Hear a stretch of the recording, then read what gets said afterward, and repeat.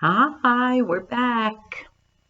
We're at video. This is the third video um, in this series. And now we are talking about the last video we spoke about thoughts, and now we're going to talk about feelings. Okay. And the connection between thoughts and feelings. I guess I'd like to start. Anger's like a pretty common one that's like easy to identify. Because a lot of times we get angry, someone does something, a behavior or an action, right? And we get angry by their behavior, whatever it is. And we are victimized by their behavior. And we're upset, right? And a lot of times when people are in, and we don't want to refer to like rage or higher level of anger, because that does kind of move up the scale a little bit. But what I'm talking about is how someone behaves in a certain way, like an innocuous way, but it triggers anger. So as an example, let's say, a common one probably is people are driving, right? And somebody cuts them off and they're like, hey, that's a reaction, right? And then there might be yelling or something, and shouldn't have done that, cut me off, whatever, start name calling, whatever it is.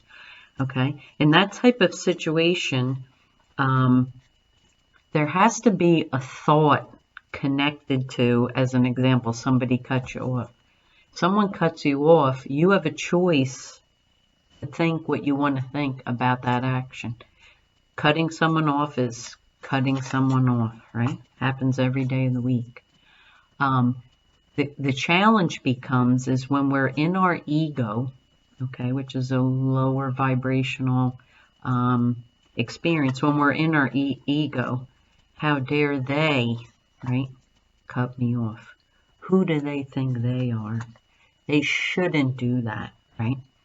There's thoughts that trigger anger, the anger response in the body, right?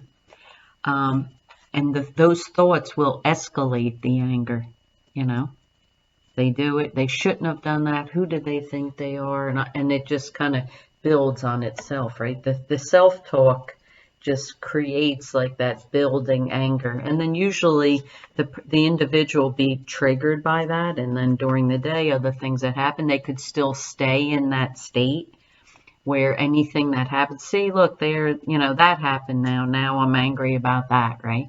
And it ends up being where the whole day, like, look at all these things that made the person angry, or people might feel that way, right? And the reason I try to use that one as an example is because it's even a third party. In that example, it's not even someone we know, it's just a stranger, So the point becomes is to notice what the thought is when someone cuts someone off, right? So the thought could be, and when all the inner work is done and we're centered and balanced and someone cuts someone off, the first thought could be, wow, that person must really be in a rush, right? That's a thought that could apply to that situation. Well, I hope everything's okay for that person. They're really needing to get somewhere quick, right? We never know what someone's going through when they act in a certain way, but we have a choice of the thought we're going to think about their action. So it could just be, oh, I hope everything's okay for them because something's going on that they're driving that way and cutting people off, and have some sense of urgency when we're all going in the same direction and we're pretty much all going to get there around the same time too, right? Because if there's a lot of traffic, you don't get too much further in the line there. But anyway, that's the reason why that is a good, not a great example, but it's an example of how we can choose what we think about a behavior, right? And when we get into trouble is when we personalize it.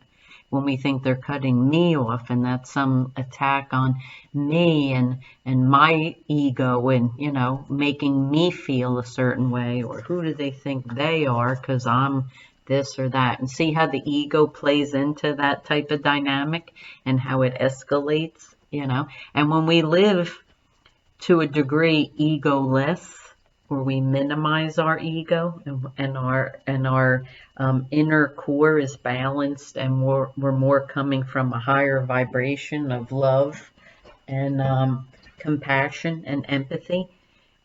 Our ego is quieted, and then our spiritual energy is heightened, and our vibration is elevated, and then we're not as affected by those things.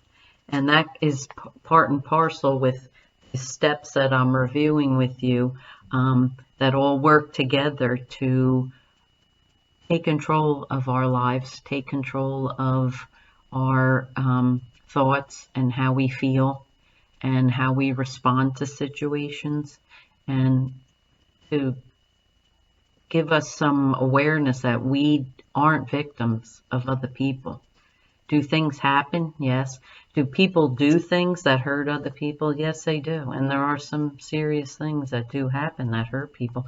But how we view it and how we process it and how we feel about it determines successful outcomes a lot of time, or not so successful outcomes, right?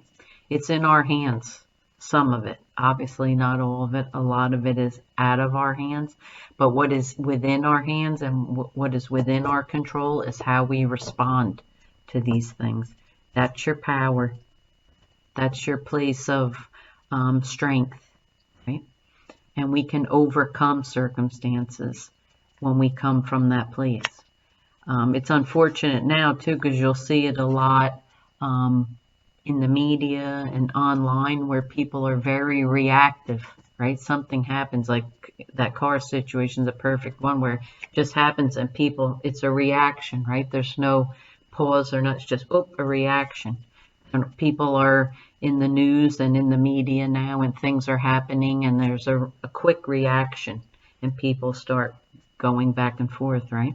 So some of this power, this inner power that we have and inner control that we have, is to pause, right? That's where our power is. In addition to, how we feel inside, our power is something happens or someone says something or does something. There's a pause. If we can have the inner fortitude to say, I'm going to pause right here and I'm going to choose how I respond, that's your power. If someone does something like, yeah, you're this, and you go, yeah, you're that, there's no space, there's no pause, there's no proactive response. It's just automatic emotional response. And normally automatic emotional responses escalate. It builds on each other, right? So you see that a lot now, where people are just not in their power. They're not in control of themselves and how they feel. And doing some of this work benefits yourself, right? Because this will help you in your life, and it'll help you in how you deal with whatever you have to deal with in life, which we all have it, right? But it gives us some power and control over ourselves, so others don't have it over us. And that's the goal right there, right? Okay. So that's pretty much just a little bit about the thought-feeling connection, and how our feelings are our choice when we go through these steps and we work the process, right? All right, so I'm going to leave that there. I'd love to hear from you down in the description box below. Let me know, if what circumstances you've had that you struggle with, and how your feelings, because a lot of times people's feelings overtake them, right? They just overtake them, and then they repeat them, and they kind of relive them and experience the physical implications of thinking the same thoughts, feeling the same feelings, and the body's reaction to those things. So I'd love to hear from you in the description box below, and give me some of your thoughts and feelings, and maybe some examples of what you've experienced. That would be great. Okay, thanks for watching. I'll see you in the next video. Bye.